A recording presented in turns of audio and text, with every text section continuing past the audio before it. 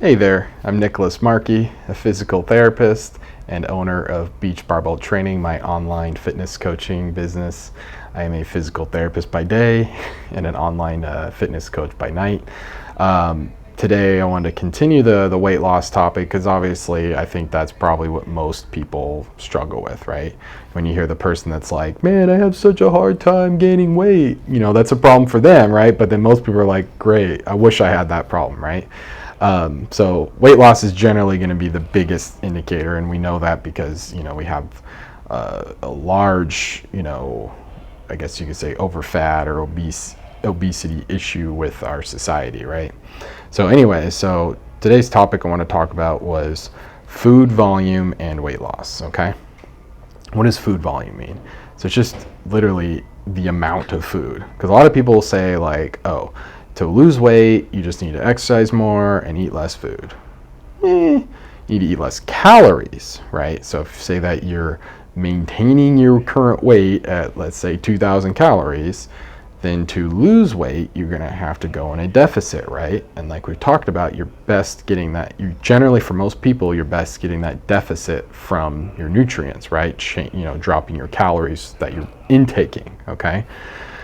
Now, that doesn't necessarily mean that you need to eat less food, right? And if we're just saying food is just like how much food you're eating, I always think of that picture when, remember when you're in like third or fourth grade and you get to make like the cornucopia? There's a SAT word.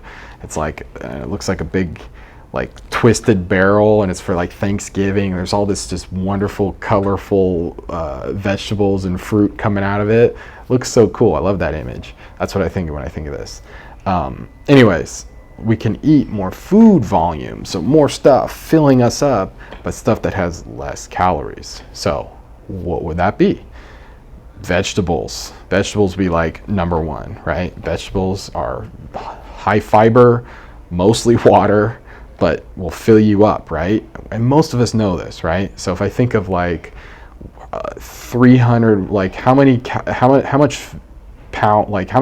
of zucchini I would need to get 300 calories. I don't know. It's probably like this. It's like 300 calories from zucchini. It'd probably be like that. You think if you ate that, you wouldn't be full, right? You'd probably take you like 2 or 3 days to eat all that zucchini to just get 300 calories. And then we know like a donut, it's probably like that, right? So it's like, okay, which one would make more sense to help you stay more full? Because we know that you need to be in a caloric deficit to lose weight, okay? Full stop. But part of that is what decisions we make. And if we're just so hungry, I'm so hungry, you're probably going to tend to make worse decisions, right? It's like if you're hungry and you go to the grocery store, bad idea, right? You're going to be grabbing everything, probably grabbing all the bad stuff, right? The bad stuff, not to try to be too judgy about food. But, if you're filling yourself up with vegetables and fruit and other high fibrous things like whole grains and stuff, it kind of goes in that order in terms of like food volume. Vegetables be the most, you could say, or the least calorically dense, right? Most calorically dense things would be like donuts, Oreo cookies, right? Like one Oreo cookie is probably like, I don't know, like 100 calories or something. So like vegetables, then fruit, then, whole grains, right? Getting that fiber. And you're supposed to get something like 30 to 40 grams of fiber a day or something. So typically what this works out to for most people is like 6 to 10 servings of vegetables and fruit per day for just health. But then that also includes that fiber component, because if you're eating 6 to 10 servings of fruit and vegetables per day, you're probably meeting that fiber requirement. All right. And then if you're, when you're choosing like other carbs, your starches or whatever, if you're choosing more like the whole grain varieties, you're going to also help with the fiber as well. And getting your fiber is very healthy. So we're trying, and so again, if now we're incorporating also trying to lose weight into this, we're trying to fill ourselves up, right? Or eat a meal and I'm just not hungry because I'm so full, right? And then if you get a craving, you're like, yeah, but I'm full, dude. This craving is more just kind of like psychological. This isn't actually like a body, I need this food to survive or for the nutrients. I'm just having craving. So then you can learn probably better choices in that sense. So like I said, so vegetables and fruit, roughly 6 to 10 servings of total per day. So that if it was 6, that would break down to like, if you had 3 meals a day, 1 fruit and 1 vegetable for each meal, right? And then maybe you choose like some sort of whole grain like brown rice or potatoes, some other also filling type starch, right? Oatmeal, whatever. And then you just repeat the process for each meal. Again, trying to fill yourself up.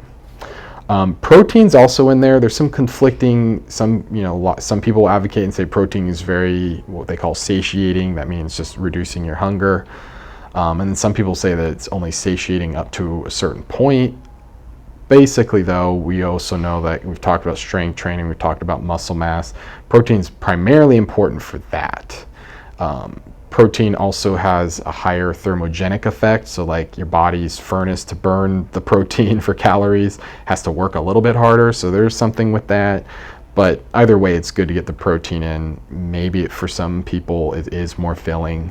And we always talk about, kind of if you're trying to lose weight, maybe lean, ideally going more towards like the lean proteins, like, egg whites, chicken breast, turkey breast.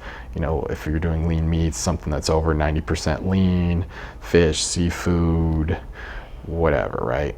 And you're trying to get something like 0.7 to about 1.1 grams per pound body weight. So that would, if I have a 100-pound individual, just to make the math easy in my head, that would be 70 to 110 pounds, or 70 to 110 grams of protein per day for that 100-pound individual.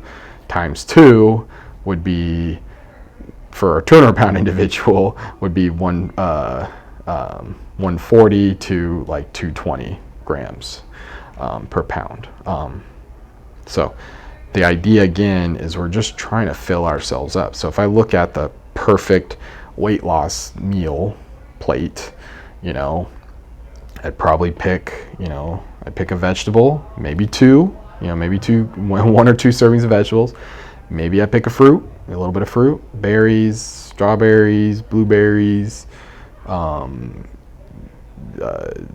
apple, whatever fruit, banana, and then depending on kind of my particular macros, maybe I also have some room for some other starches. So then I'm going to maybe hopefully choose something like oatmeal or brown rice or maybe potatoes, that kind of thing, right? So more of those whole grain, heartier, more filling, less calorically dense type of carbs. And then I'm going to pick, I'm going to have a protein, some chicken breast. Obviously, if you're vegan or vegetarian, you're going to have to lean towards other things like lentils and beans and stuff. But then you're going to have to watch your carbs because those are both carbs and protein. So you're going to have to balance that. And you can, tofu, all that kind of stuff. And then, some healthy fats, right? So those aren't necessarily going to be filling, but they are good for you. Like nuts. Nuts can be filling because they got some fiber, but you can overeat on nuts, right?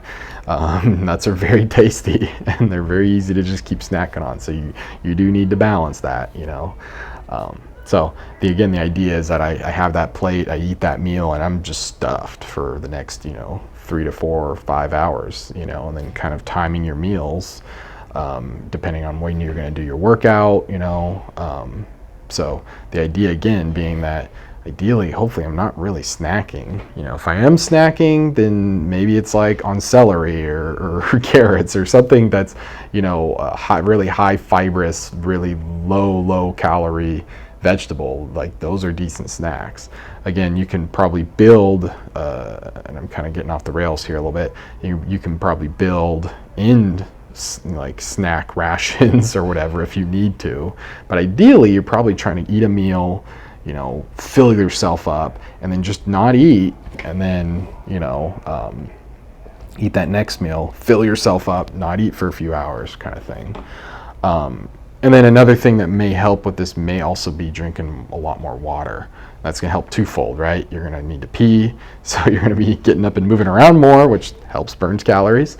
But also maybe that might help fill you up too. Maybe when between meals you're feeling that craving, feeling hunger, maybe you drink some water. Maybe if you're a sparkling water fan, maybe you drink that.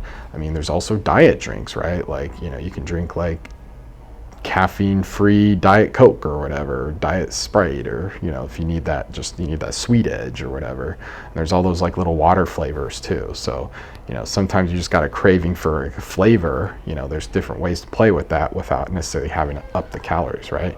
There's tons of these like skinny syrups or whatever that are no calorie, no sugar, that have just bajillion flavors, so you can play around with those too. So again, the goal being, if you're trying to lose weight, you're trying to fill yourself up, trying to be full, okay? Doesn't mean you're not going to be hungry while you're losing weight. You very well maybe, and actually it kind of is probably a good thing if you're a little bit hungry when you're losing weight, because then like I'm actually probably in a deficit here, as well as watching your weight slowly go down.